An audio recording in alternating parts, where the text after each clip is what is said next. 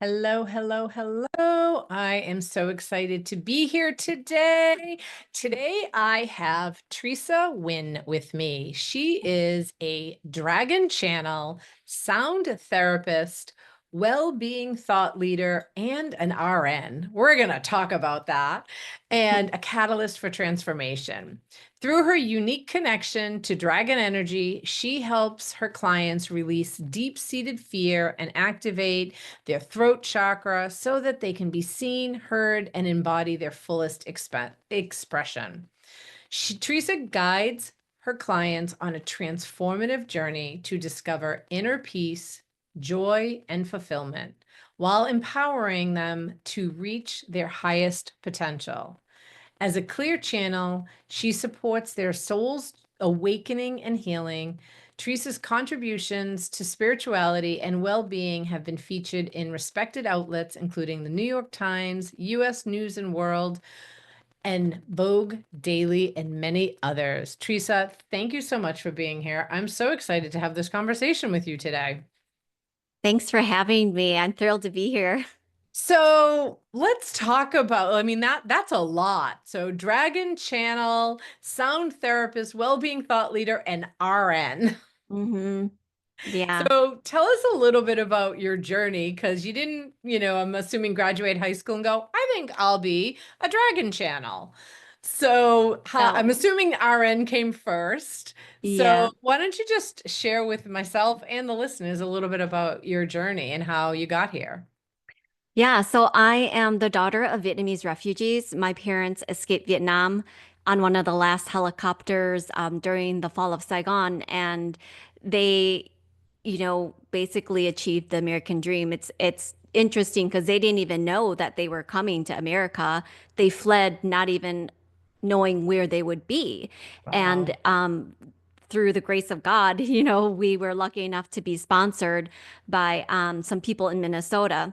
And my parents, because of their experiences, they wanted to make sure that they raised us in a way where if we were ever to find ourselves in that situation, that we would have prepared for it.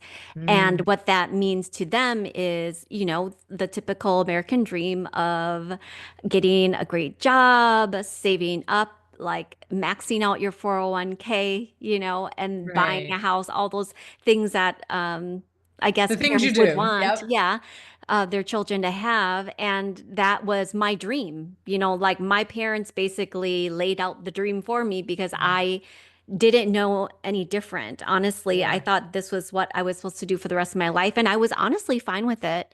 I didn't have big desires and dreams because no one ever told me it was possible, you know? Right. So, but I was fine with Yeah. what I had. Yeah. I was content.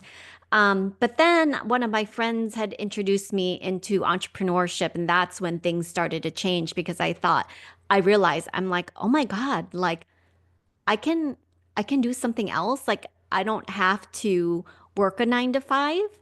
And I realized as I was, contemplating entrepreneurship while working my full-time job, that there was so much more freedom in being an entrepreneur. So that's when everything kind of started to change. And I started this online business. I was scaling it, and then I hit this stuck point.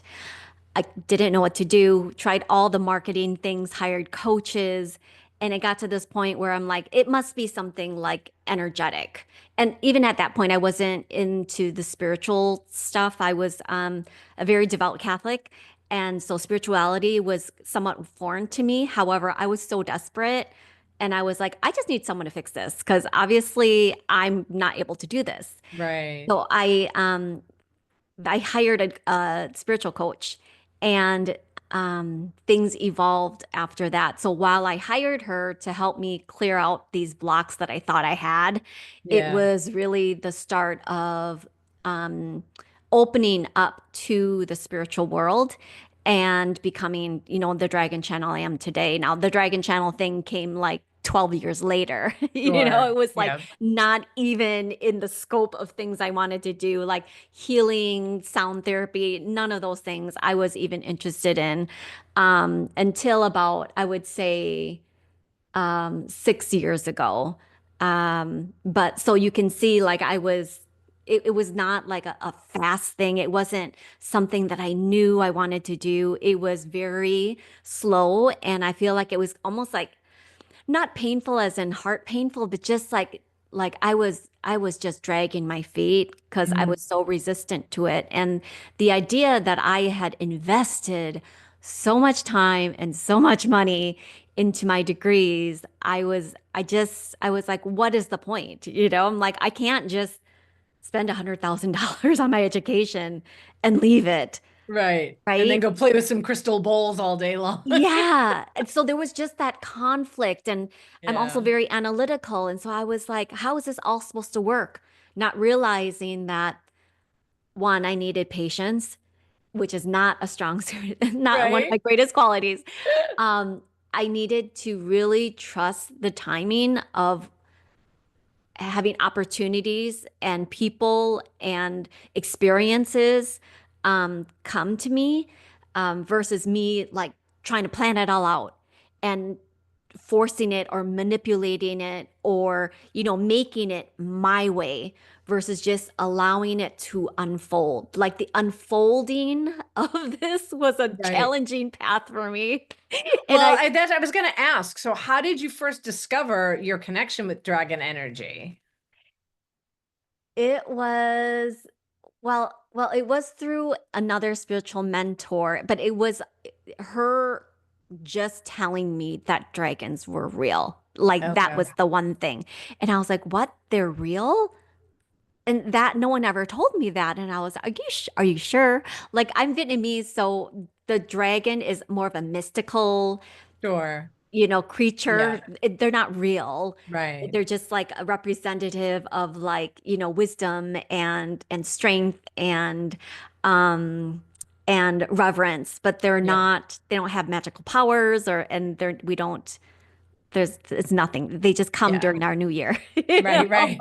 So when she told us that dragons were real, I was like, "What? Really?"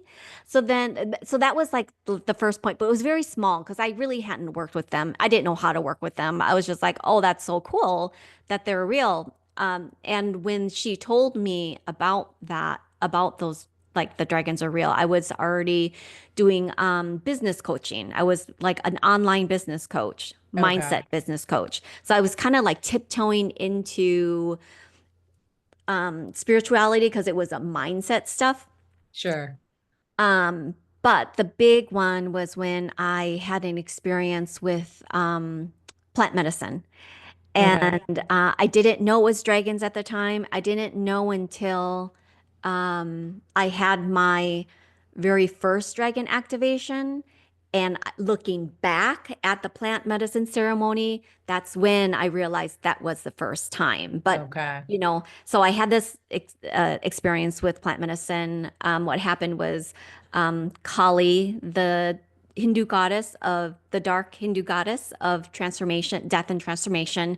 She came through and she had me basically, I embodied her. She had me stick out my tongue like she does in those images Yeah. and had me scream. And I was fighting it because I am somebody who is kind of reserved. I just don't do that kind of thing. Right. And there's a group of 20 of us, so I didn't know anybody as well, so it was very uncomfortable. And even though I was under the influence of that plant medicine, I could Still still, knew what you were doing. yeah, I was still there. I was Right. still here in my body, and I'm like, what is going on? So finally, she literally like screamed at me and told me to stick out my tongue. It was almost like a reflex in response. And Yeah. so as I was sticking out my tongue and I was screaming, that energy that I felt within my body, that was what the dragon energy was. But I thought it was all Kali, which it was, but she's also kind of dragony. She has dragon energy as well. Mhm. But if we fast forward then to about 2 years after that, I was in Mount Shasta at a spiritual retreat. I was participating as the support team. I was actually chefing, I was the chef at the retreat. Yeah. And I knew Mount Shasta had dragon energy. At that point, I was more curious about dragon energy. I, again, didn't really know how to work with it. The first night of the retreat, there was a sound bath.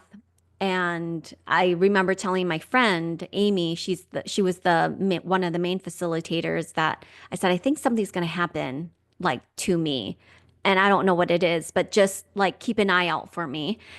So Mm, I kind of knew like there was going to be something, but I wasn't nervous. I was just right. actually excited to be able to attend a sound bath because, like you can see in the back here, I have my crystal bowls. I'm usually the one facilitating, so I, Sure. I rarely get to receive. So I'm Yeah. like, oh, I finally get to like experience a sound bath in Mount Shasta. So as soon as I walk into the mama yurt, my heart starts to race. Like it is pounding out of my chest and it is racing so fast. And I am thinking, what is going on? Like, I'm going to pass out. My heart's going to stop and I'm going to die, like right now, because I don't know where it was coming from. I don't know. Like, I wasn't feeling nervous. I was excited, but how my body was reacting, it was not in alignment with how I was feeling. Mm, Like I was feeling calm, but yet my body wasn't reacting that way. And I tried everything to just kind of slow it down and nothing worked. But I knew too, like it wasn't an emergency, even though in my head I was thinking all right. crazy thoughts.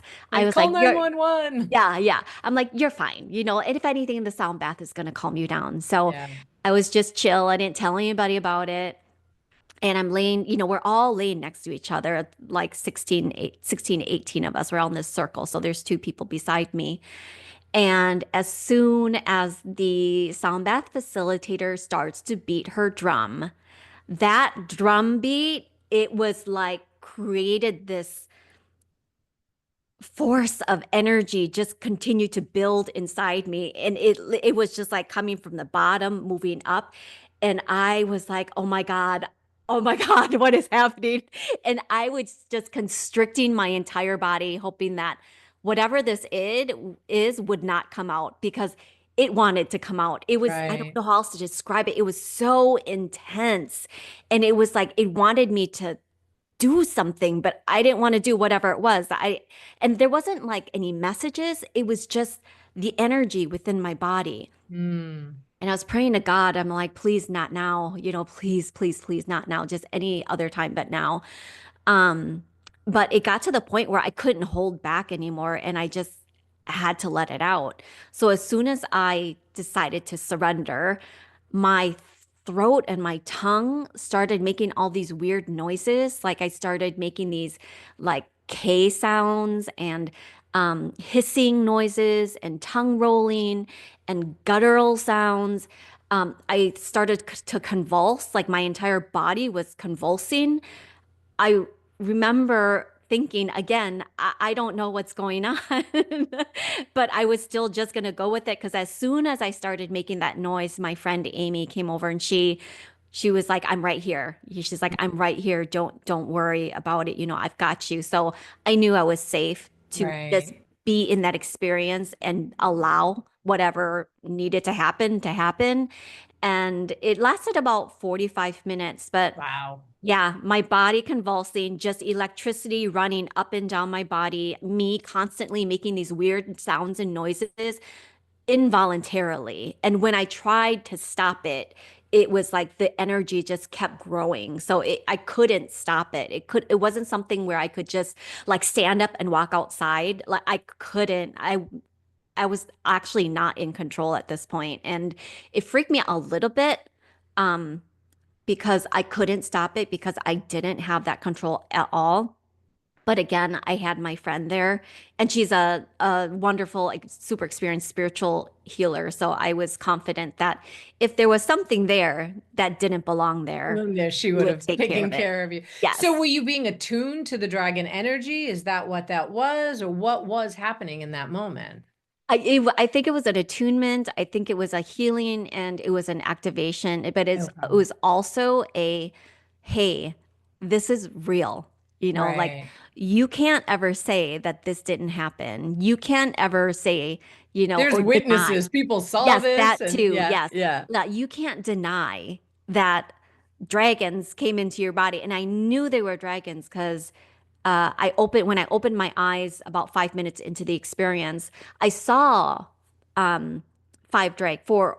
I say four. Sometimes I say five because sometimes I see both, but four or five dragons flying up above the yurt. And then I knew I was like, oh my God, there's dragons in my body. No wonder it's reacting this way. No Right. wonder it's like jerking and looking like I'm having a seizure. Yeah. Because if you think about dragons, they're enormous, right? An enormous You look energy. tiny. I can Yes, only see you from like here up, but you're kind of tiny. yes. I'm like 5 feet, 108 pounds. So Yeah. I'm a small human being. Right. And to embody multiple Dragon. dragons is, Multiple dragons. yeah, Yeah. is like crazy for this little human body. Right. Yeah. And so that was my whole dragon activation experience. It was, I guess, something that was waiting for me I love that. because I didn't have to train for it, really. It just happened. And since then, I've been working with them just effortlessly. I speak their language like I speak English. There's no Mm, tapping in. I could just blurt, like, say it right now. yeah. Um, and it's very interesting because, well, not, I guess it's my whole life, I have been in fear of my own voice, Mm, um, for many reasons. And I'm sure a lot of the audience members can relate, not being able to express how you feel, feeling like someone's going to judge you or criticize you for your opinions, um, not being able to tell people what it is that you need or right. desire, or feeling shame around that because maybe perhaps, like for Maybe me. perhaps you were hung in a past life because you spoke your truth or something. I mean, Yes, there's a whole bunch of reasons, yes, right? yes, yes, yes, absolutely. And so the work that the dragons do now is so much through the voice.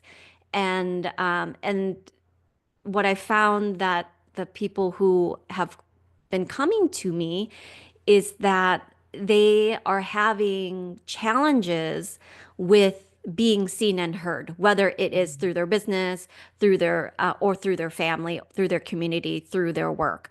But they are having challenges with being able to speak what it is that they want, to speak their truth. without feeling like they're going to be embarrassed or punished, or fear of like not being able to say the right things, not being able to articulate it the right way, not being able to have it received by someone else.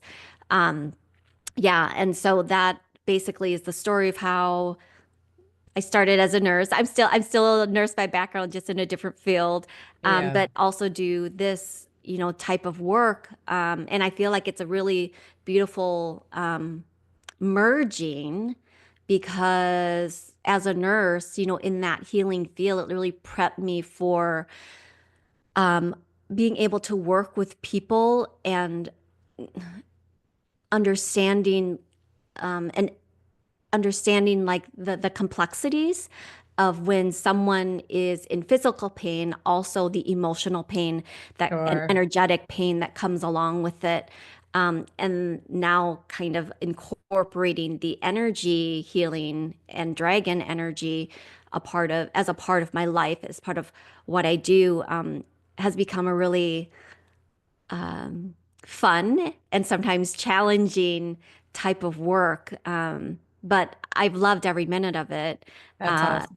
yeah. But had For I known, someone, okay, I was okay, going to finish say, it. had I known that those dragons were going to come in the way they did, I wouldn't have Right. You'd have wanted. been like, you know what? I'm going to go back to the kitchen and make dessert. Yes, Um, exactly.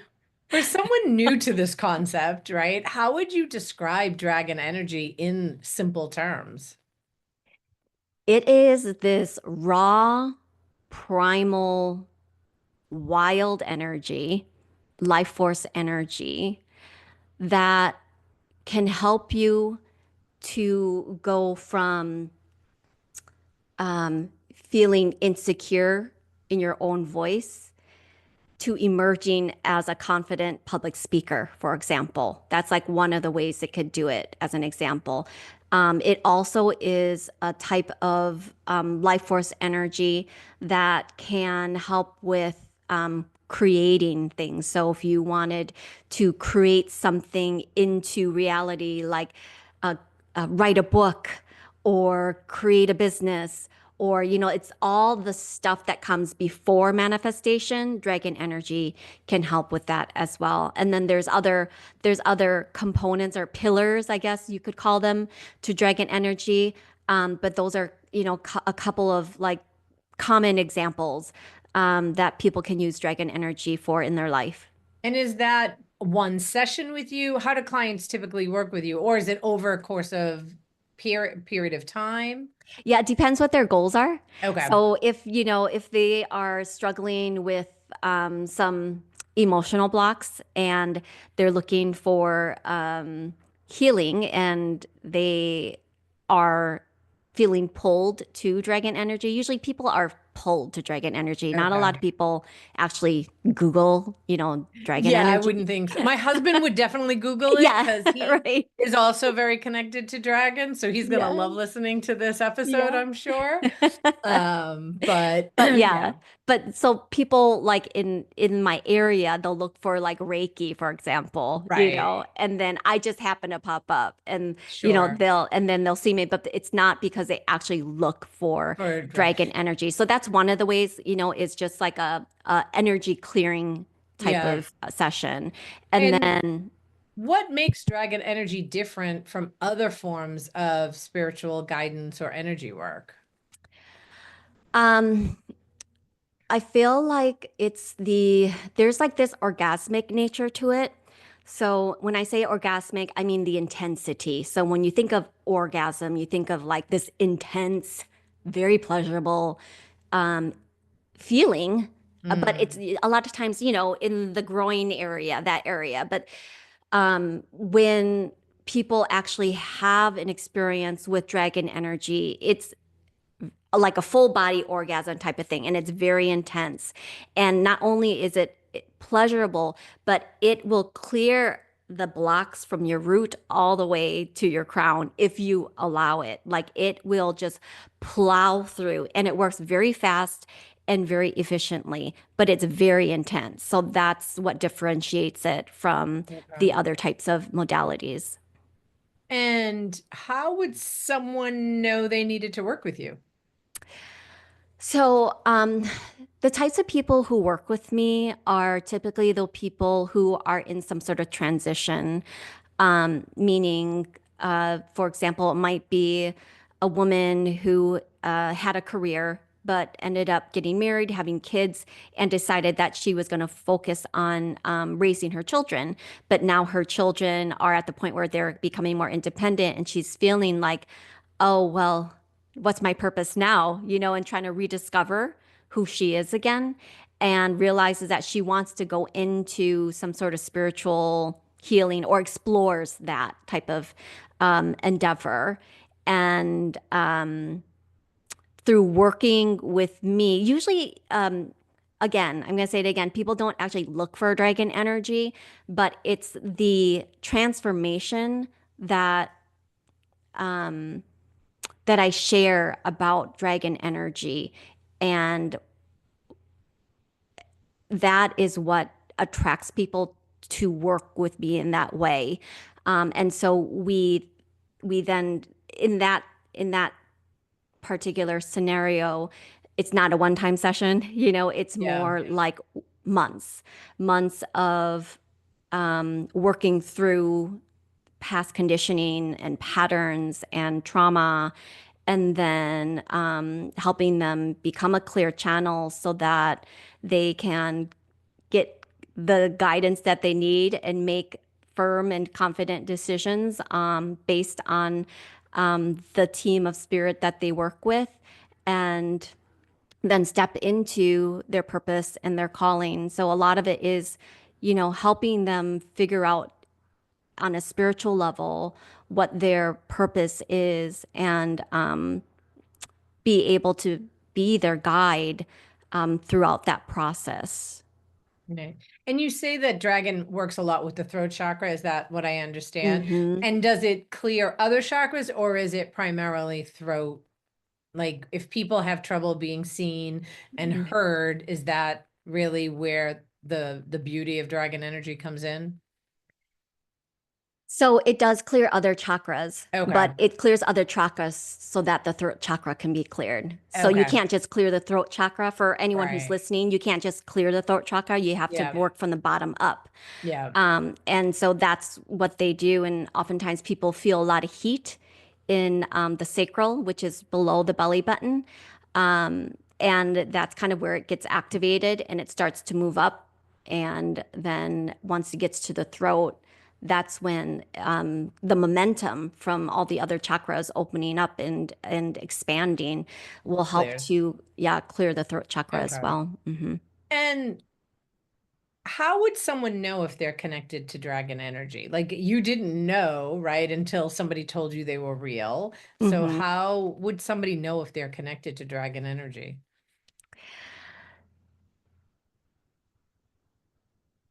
Okay, so when I first started working with dragons, I thought they were all fierce and um, not aggressive, but like really fierce and strong. You know, Hmm. the energy, Sure. intense. Yeah. That's the word. Um, but they don't always have to be that way. So some people will actually see images of dragons, Okay. so they know like that they're working with dragons. Some people will just have this sense of knowing that the dragon energy is around them. Or they'll see like sometimes they'll see baby dragons. I call them dragon pups. And the dragon pups actually come to you because they need to be mentored by a human. So dragon Okay. pups are assigned to humans to like basically you're supposed to mentor them to show them how to work with human beings. Some people like me have this activation where it's very physical and they start making certain noises. And the tongue rolling is classic dragon, as well as the hissing noises is Yeah. also dragon-like. So if somebody were in a healing or a sound bath or a plant medicine ceremony and they encounter dragon energy, those are like sort of key common sounds that dragons make. And then also the fire in the belly is a big one. Like intense heat. It doesn't Wow. hurt. It's Yeah. just really intense. Yeah. So those would be kind of the primary ones. What's one of the most powerful transformations that you've actually witnessed through dragon energy work? Oh man. There's a lot, but I would say the most powerful one I've seen was a woman who real gentle, very sweet. You think of it like when you see her, you think of like more like very angelic, soft energy.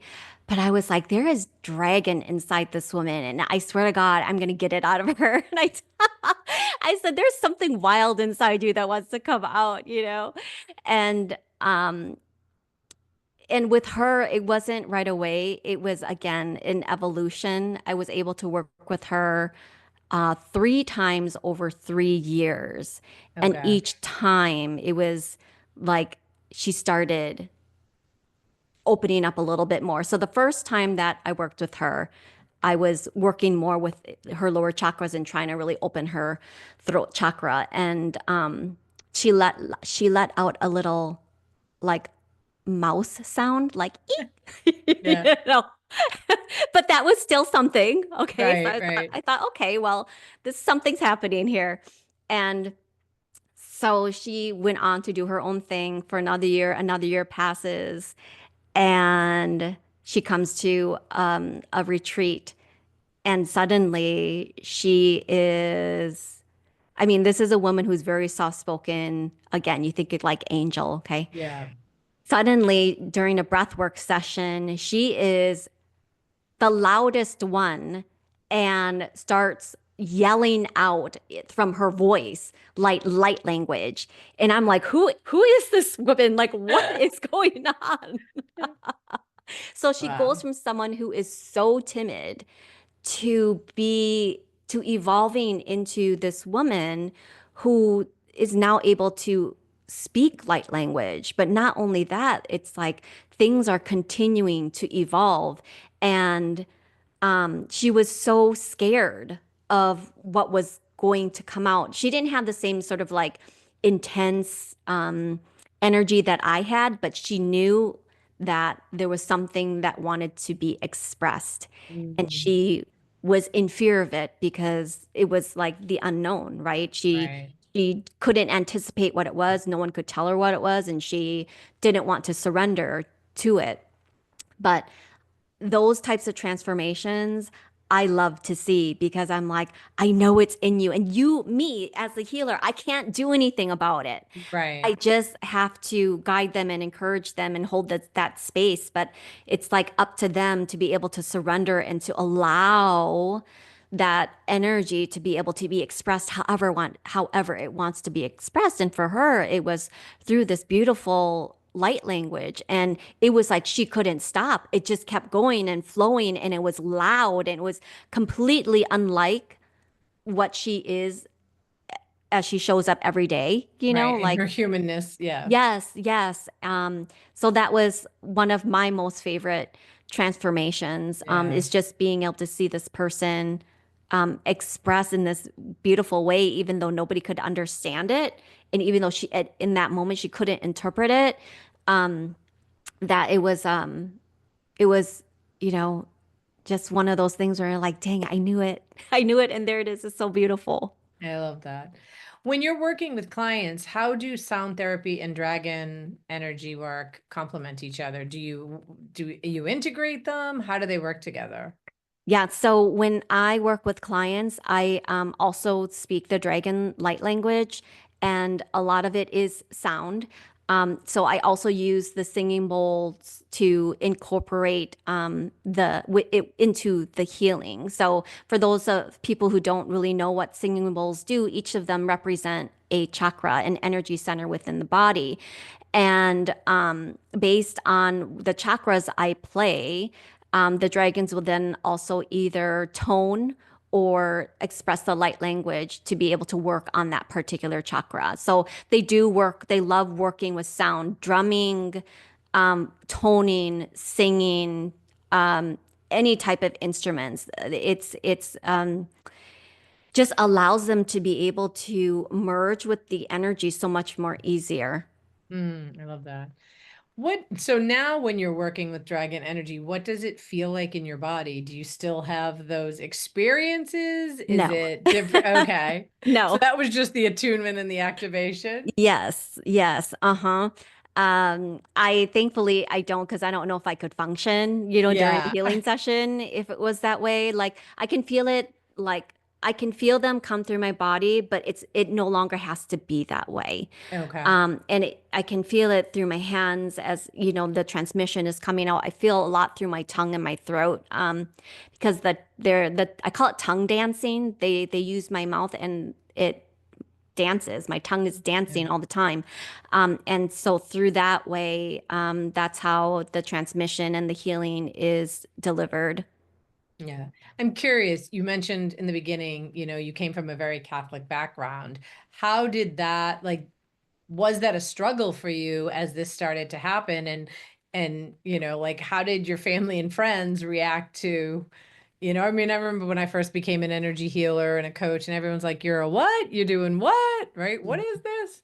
Mhm. So, Reiki is a little bit more mainstream than dragon energy, right? So I'm just curious, how did that coming out for you be in your own life?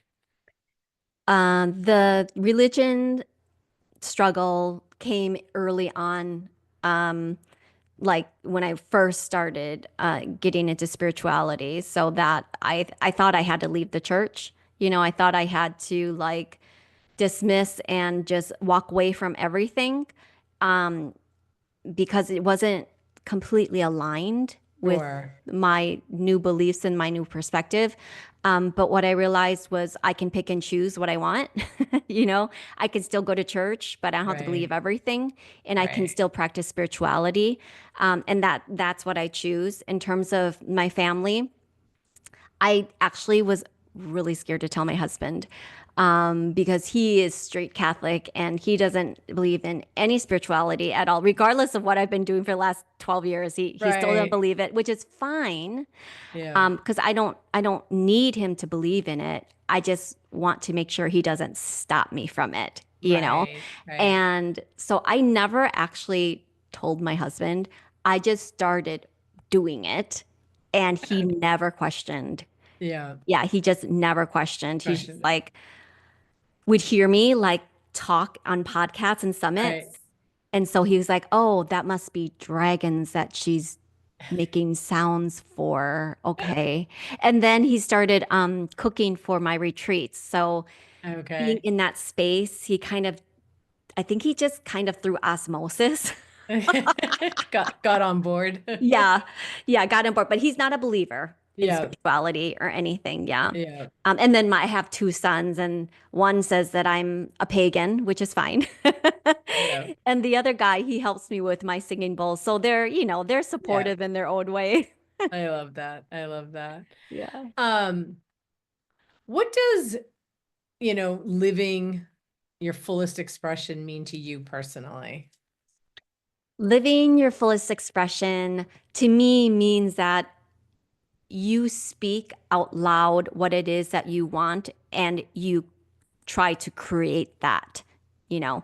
So if you say, I want to be a public speaker, then that is like with a desire within you and Mm, something that you ought to pursue. Now, it may not work out. It might be a desire that maybe more of an idea, a curiosity, and you decide later, right. oh, well, it's not for me. But at least you tried it. Living to your fullest expression is still living with fear, but not allowing that fear to paralyze you. And one of the biggest lessons I've learned in life is that when I move towards my fear, that is actually the thing that I'm supposed to be doing and what Yeah. feels most aligned with this phase of my life once I have actually overcome that fear, you know? Mm, Yeah. And I was like, that didn't make any sense to me until I did it. And I was right. like, oh my God, like, what if I didn't ever do that? I would never have known. I would never have tried it. And I would never have known that, like, it would make me feel this way about myself. Yeah. Well, and so often fear, I talk a lot about fear as an illusion, and what we Mm, think we're afraid of isn't usually what we're really afraid of. And I learned that years ago when I jumped out of a plane, and the guy said to me, "Well, why are you doing this?" I said, "Because I'm afraid of heights." And he said, "No, you're not." And I was like, "Don't tell me what I'm afraid of. I know what I'm mhm. afraid of." And he's like, "You're not Yeah. afraid of heights. What you're afraid of is hitting the ground." And I was like, oh, right? Like that, Yeah. right? Because we Yeah. create these stories of what we're afraid of. And Yeah. I've been high, in planes, I've been in tall buildings, but it's Hmm. the plummeting from the plane or the tall building that really is the fear. So Yes. it's like, okay, and it stops us, right? Like the Mm-hmm. stories we tell ourselves stop us. Mm-hmm. So Yeah. yeah, I Yeah. love that. Um, I always love to ask this question as I end. What is something you live by that you want to share with our listeners? Mm. So one of the things I try to live by now is that everything has its own timing. As somebody who has been impatient for a good 45 years of her life, I'm 49 now. So a good 45 years of her life, I've realized, that um, there's no need to rush life anymore, because you miss out on so many things. And you look back in your life, once you've grown decades and decades old, you look back and you're like, man, I wish this and I wish that. And I don't want to wish anymore. Right. Like I want to just live life right now. There's no more, oh, in one year I'm going to achieve this. Like I have stopped setting goals because that to me has, for me personally, has only made me rush through life. Mm, Because for some reason, if I don't achieve that goal, somehow I'm a failure, even though right. nobody else cares, right? Right, right, right. They don't even care that you said Yeah, it. exactly. So that would be the main thing is just live your life right now because the past, you can't go back to the past anymore. It's already done. Right. The future, you can predict it, but Yep. it's still unknown. So Right. what you know right now is here, like right in front of you. So Yeah. be with your family, be with your friends, watch the dang Netflix show, like Right. just really embrace the life that you have right now. And that's how you can be happy. Like you just have to figure out how to live life right now. I love that. I love that. Mhm. So, how can people find you? You can find me at Teresa Wynn Speaks. So my first name, my last name, followed by Speaks, SPEAKS.com. And I'm at Teresa Wynn Speaks on all of the social media platforms. So Okay. it's And we're pretty, going to put all that in the show notes. So thank perfect. you. Teresa, thank you so much. This has been so great. Such a great conversation. I did pull 3 cards as I do at the end of every podcast. I have not looked at them, but I did pull the unicorn because I do not have a dragon deck. Um, and I have 3 cards in front of me, and I'm going to have you just, and you and the listeners just take a deep breath and decide if you want the card on the left, the center, or the right. Do I say it out loud? Yes, Center. center. I already knew that. I was like, oh, she wants center. And the card is teamwork. Work with others to make this situation come about. So if there's something that you've been considering, maybe it's a collaboration. Mhm. I love that. And for those of you that are listening that chose left, believe in yourself. See yourself doing will, and you will. And for those of you that chose right, curiosity. Start a project related to something you're curious about. Beautiful. All right. Love Teresa, it. thank you so much for joining me today. This has been such a great conversation. Thank you for having me. It's been a pleasure.